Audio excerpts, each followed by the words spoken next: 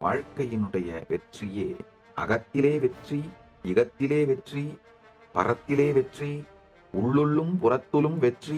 இது எல்லாமே just cognitive shift தாங்க.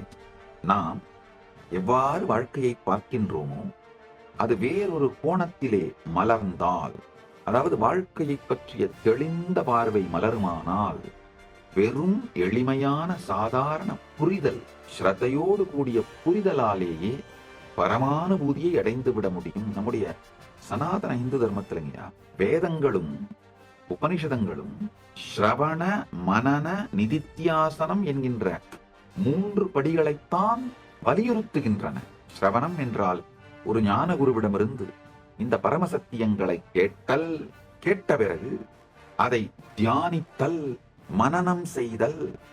உண்மையில ஸ்ரத்தையோடு கேட்டலே தானாவே அது மனனம் நிகழத் துவங்கிவிடும். பிறகு நிதித்தியாசனம், அதை வாழுதல். அவ்வளவுதான்.